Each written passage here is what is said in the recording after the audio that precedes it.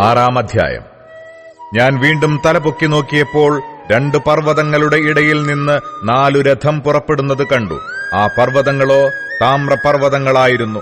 1-ാമത്തെ രഥത്തിന് ചുവന്ന കുതിരകളെയും, 2-ാമത്തെ രഥത്തിന് കറുത്ത കുതിരകളെയും, 3-ാമത്തെ രഥത്തിന് വെളുത്ത കുതിരകളെയും, 4-ാമത്തെ രഥത്തിന് പുള്ളിയും കുരാൽ നിറവുമുള്ള കുതിരകളെയും പൂട്ടിയിരുന്നു. എന്നോട് സംസാരിക്കുന്ന ദൂതനോട്, യജമാനനെ, ഇത് എന്താകുന്നു എന്ന് ഞാൻ ചോദിച്ചു. ദൂതൻ എന്നോട് ഉത്തരം പറഞ്ഞത്, ഇത് സർവ്വഭൂമിയുടെയും കർത്താവിന്റെ സന്നിധിയിൽ നിന്നിട്ട് പുറപ്പെടുന്ന ആകാശത്തിലെ 4 കാറ്റാകുന്നു. കറുത്ത കുതിരകളുള്ളത് വടക്കേ ദേശത്തിലേക്ക് പുറപ്പെട്ടു, വെളുത്തവ അവയുടെ പിന്നാലെ പുറപ്പെട്ടു.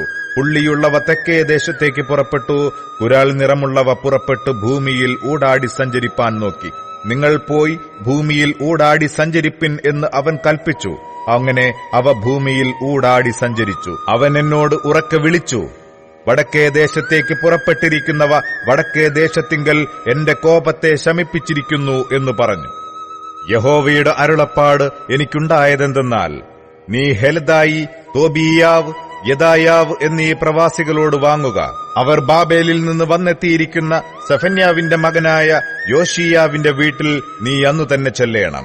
അവരോട് നീ വെള്ളിയും പൊന്നും വാങ്ങി കിരീടമുണ്ടാക്കി മഹാപുരോഹിതനായി യഹോസാദാക്കിന്റെ മകനായ യോശുവയുടെ തലയിൽ വെച്ച് അവനോട് പറയേണ്ടതെന്തെന്നാൽ, സൈന്യങ്ങളുടെ യഹോവ ഇപ്രകാരം അരുളി ചെയ്യുന്നു, മുള എന്നു പേരുള്ളൊരു പുരുഷനുണ്ടല്ലോ, അവൻ തന്റെ നിലയിൽ നിന്ന് മുളച്ചുവന്ന് യഹോവയുടെ മന്ദിരം പണിയും.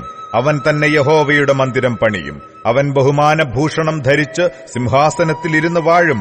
അവൻ സിംഹാസനത്തിൽ പുരോഹിതനുമായിരിക്കും. ഇരുവർക്കും തമ്മിൽ സമാധാന മന്ത്രണമുണ്ടാകും.